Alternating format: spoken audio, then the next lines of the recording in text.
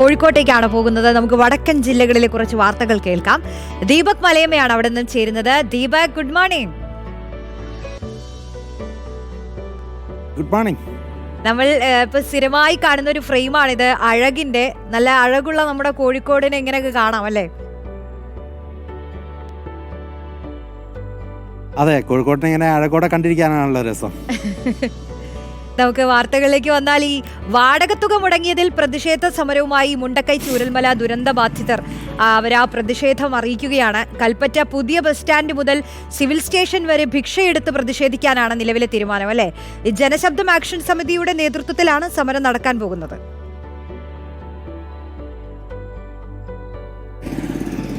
അതെ റോഷ്നി, അതായത് കഴിഞ്ഞ കുറച്ച് നാളുകളായിട്ട് ആ ദുരന്തബാധിതർ അനുഭവിക്കുന്ന പ്രശ്നമാണ് ഈ വാടക കിട്ടുന്നതിലുള്ള കാലതാമസം എന്ന് പറയുന്നത്. ഒപ്പം തന്നെ അവർക്ക് ദിവസവേതനം എന്നുള്ള നിലയ്ക്ക് ഒരു 300 രൂപ പ്രഖ്യാപിച്ചിരുന്നു. ആ കാര്യത്തിലും ചില സമയങ്ങളിലൊക്കെ വലിയ തരത്തിലുള്ള വീഴ്ചയുണ്ടായി. എന്നാൽ സംസ്ഥാന സർക്കാർ പറയുന്നത് ആ കാര്യങ്ങൾ ദ്രുതഗതിയിൽ തന്നെ അതിൻ്റെ പ്രശ്നപരിഹാരം സാധ്യമാക്കുമെന്നുള്ളതായിരുന്നു. അത് സാധ്യമായില്ല എന്നുള്ളത് ചൂണ്ടിക്കാണിച്ചുകൊണ്ടാണ് ഇപ്പോൾ ഒരു പ്രതീകാത്മകമായിട്ടുള്ള പിച്ചച്ചട്ടി സമരത്തിലേക്ക് ദുരന്തബാധിതരുടെ ഒരു സംഘടനയായിട്ടുള്ള ജനശബ്ദം കടക്കുന്നത്. അതിലേറ്റവും പ്രധാനപ്പെട്ട കാര്യം എന്ന് പറയുന്നത് ഈ 300 രൂപ കിട്ടുക എന്നുള്ളതിനപ്പുറത്ത് ഈ മാസം 6-ാം തീയതിയൊക്കെയാണ് ഇവർക്ക് വാടക കിട്ടിക്കൊണ്ടിരുന്നത്. ആ വാടക തുക കിട്ടാതിരുന്നു കഴിഞ്ഞാൽ കൃത്യമായി തുക നൽകാൻ കഴിയാതിരിക്കുകയും വീടുകളിൽ നിന്നൊക്കെ ഇറങ്ങേണ്ട സാഹചര്യത്തിലേക്കൊക്കെ കാര്യങ്ങൾ പോവുകയും ചെയ്യും. അത് ഒഴിവാക്കണം എന്നുള്ളതാണ് അവരുടെ പ്രധാനപ്പെട്ട ആവശ്യമായിട്ടുള്ളത്. പക്ഷേ ചില ആളുകൾക്കെങ്കിലും ഈ 6-ാം തീയതിയൊക്കെ വാടക സർക്കാരിൻ്റെ ഭാഗത്ത് നിന്ന് കിട്ടാനുള്ളത് കിട്ടിക്കഴിഞ്ഞാൽ പോലും സ്വന്തം കയ്യിൽ നിന്ന് എടുത്ത് വാടക കൊടുക്കേണ്ട സ്ഥിതിയൊക്കെയുള്ള അവസ്ഥയുണ്ട്. ആ ഘട്ടത്തിൽ കൂടിയാണ് ഇത്തരത്തിൽ വാടക കുടിശ്ശികയായി പോകുന്ന സാഹചര്യത്തിലേക്ക് കാര്യങ്ങൾ നീങ്ങുന്നതെന്നുള്ളതാണ്. അതുകൊണ്ട് തന്നെ ആ കാര്യത്തിൽ അടിയന്തരമായ ഒരു ഇടപെടൽ വേണമെന്ന തവണ ദുരന്തബാധിതർ ആവശ്യപ്പെട്ടതാണ്. പക്ഷേ അതിൽ കൃത്യമായ ഇടപെടൽ ഉണ്ടായില്ല. അതൊരു അവഗണനയാണ് സർക്കാരിൻ്റെ ഭാഗത്ത് നിന്ന് കാണിച്ചിരിക്കുന്നത് എന്നുള്ളത് ചൂണ്ടിക്കാണിച്ചാണ് ഇത്തരത്തിലൊരു പിച്ചച്ചട്ടി സമരത്തിലേക്ക് പോകുന്നത്. നേരത്തെ റോഷൻ സൂചിപ്പിച്ചതുപോലെ കൽപ്പറ്റ മുതൽ സിവിൽ സ്റ്റേഷൻ വരെയുള്ള ഭാഗത്ത് അത്തരത്തിലൊരു പ്രതിഷേധ പരിപാടി നടത്തുക എന്നുള്ളത് തന്നെയാണ് ഏറ്റവും പ്രധാനപ്പെട്ട ലക്ഷ്യമായി അവർ കാണുകയും ചെയ്യുന്നത്. ഇന്നിപ്പോൾ രാവിലെയാണ് ആ ഒരു പരിപാടി തീരുമാനിച്ചിരിക്കുന്നത്. അതനുസരിച്ച് നടക്കും. ഈ കാര്യത്തിൽ സർക്കാർ അടിയന്തരമായി എന്ത് ഇടപെടൽ നടത്തുന്നു എന്നുള്ളത് തന്നെയാണ് നമുക്ക് അറിയേണ്ടത്. പെട്ടെന്ന് തന്നെ ആ പണം റിലീസ് ചെയ്യാനുള്ള നടപടികളിലേക്ക് പോകുമോ തുടങ്ങിയ കാര്യത്തിൽ ഒരു വ്യക്തത വരേണ്ടതുമുണ്ട്.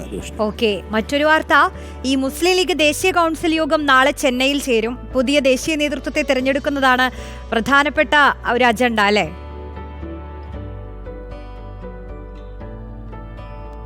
അതെ, നേരത്തെ തന്നെ മെമ്പർഷിപ്പ് ക്യാമ്പയിനൊക്കെ പൂർത്തിയാക്കിയിട്ടുണ്ടായിരുന്നു. അത് ഓൺലൈനായിട്ടാണ് പൂർത്തിയാക്കിയത്. കേരളത്തിലൊക്കെ നടന്നതുപോലെ തന്നെ രാജ്യത്തെമ്പാടും വ്യക്തിഗത വിവരങ്ങൾ ഉൾപ്പെടെ ഓൺലൈനിൽ ശേഖരിച്ച് അങ്ങനെ ഒരു മെമ്പർഷിപ്പ് ക്യാമ്പയിൻ പൂർത്തിയാക്കിയതിൻ്റെ ആത്മവിശ്വാസം ലീഗിനെ സംബന്ധിച്ചുണ്ട്. പ്രത്യേകിച്ച് ഇനിയിപ്പോൾ ദേശീയ കൗൺസിലൊക്കെ ചേരേണ്ടതുണ്ട്. അത്തരത്തിൽ ദേശീയ നേതൃത്വത്തെ തിരഞ്ഞെടുക്കുക എന്നുള്ള നടപടിയിലേക്ക് കടക്കണം. അതിന് മുന്നോടിയായിക്കൊണ്ട് ദേശീയ സെക്രട്ടേറിയറ്റ് ഇന്ന് യോഗം ചേരുന്നുണ്ട്. അത് സംസ്ഥാന കമ്മിറ്റികൾ രൂപീകരിക്കപ്പെട്ടതുമായി ബന്ധപ്പെട്ടുകൊണ്ടുള്ള അതിന് അംഗീകാരം നൽകുക എന്നുള്ള നടപടിയിലേക്കാണ് കടക്കേണ്ടത്. ഏറ്റവും പ്രധാനപ്പെട്ട കാര്യമെന്ന് പറയുന്നത് ഈ ഒരു സമ്മേളന കാലയളവ് എന്ന് പറയുന്നത് ലീഗിനെ സംബന്ധിച്ച അല്പം കൂടി അഭിമാനകരമായ ഒരു സാഹചര്യം സൃഷ്ടിക്കുന്നുണ്ട്. ഇതര സംസ്ഥാനങ്ങളിലൊക്കെ തന്നെ അത്തരത്തിൽ വേരോട്ടം നടത്താനായി എന്നുള്ളതാണ് അവരുടെ വിലയിരുത്തൽ. അതുകൊണ്ട് തന്നെ അങ്ങനെ മറ്റ് സംസ്ഥാനങ്ങളിൽ നിന്നുള്ള കൂടുതൽ പ്രതിനിധികൾ കൂടി പങ്കെടുക്കുന്ന നടപടിയിലേക്ക് കടക്കുകയും ചെയ്യും. അതുകൊണ്ട് ഇത്തവണത്തെ സമ്മേളനത്തെ ആ നിലയ്ക്ക് കാണുന്നു. മറ്റൊന്ന്, ഈ ഭീകരവാദം ഉൾപ്പെടെയുള്ള സംഭവവികാസങ്ങൾ ഉണ്ടായ പശ്ചാത്തലത്തിൽ അതുമായി ബന്ധപ്പെട്ടുകൊണ്ടുള്ള കൂടുതൽ പ്രമേയങ്ങളൊക്കെ ലീഗിൻ്റെ ഭാഗത്ത് നിന്ന് വരുമെന്നുള്ളതും ഉറപ്പാണ്. അതുകൊണ്ട് അത് ഏറെ ശ്രദ്ധിക്കപ്പെടുന്ന ഒരു സമ്മേളനമായി മാറുമെന്നുള്ളതാണ്. ഇന്നും നാളെയുമായിട്ടാണ് ഈ നടപടികളിലേക്ക് കടക്കാനുള്ളത്. നാളെയാണ് പ്രധാനപ്പെട്ട നടപടികൾ ലീഗിൻ്റെ ഭാഗത്ത് നിന്ന് ഉണ്ടാവുകയും ചെയ്യുക. പ്രധാനപ്പെട്ട മറ്റൊന്ന്, ഈ മലപ്പുറത്ത് നിപ്പ ആശങ്ക ഒഴിയുന്നില്ലല്ലോ. രോഗബാധ സ്ഥിരീകരിച്ചയാൾ ഗുരുതരാവസ്ഥയിൽ തന്നെ തുടരുകയാണ്. 166 പേരാണ് സമ്പർക്ക പട്ടികയിലുള്ളത് അല്ലേ?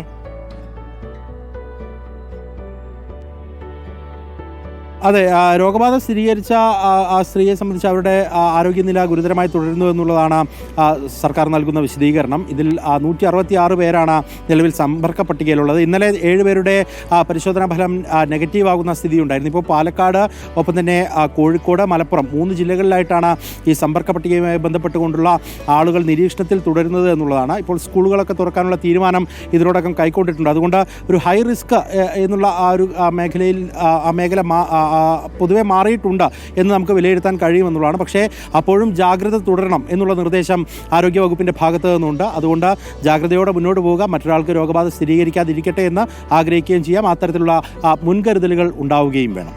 തീർച്ചയായും മുൻകരുതലുകളിലാണ് നമ്മൾ മുന്നോട്ട് പോകുന്നത് തന്നെ. ദീപക്, രാവിലെ തന്നെ ഞാനൊരു പോസിറ്റിവിറ്റി തരാം. നമ്മുടെ ഗഫൂർ പറയുന്നു നമ്മുടെ കോഴിക്കോടിന്റെ സ്വന്തം ദീപക് അടിപൊളിയാണെന്ന് പറയുന്നു. ഓക്കെ, അപ്പൊ നമ്മളത് അറിയിച്ചിരിക്കുന്നു. ഓഹോ, ആയിക്കോട്ടെ, സന്തോഷം. ശരി, അപ്പൊ നമ്മൾ ഒരുപാട് വാർത്തകൾ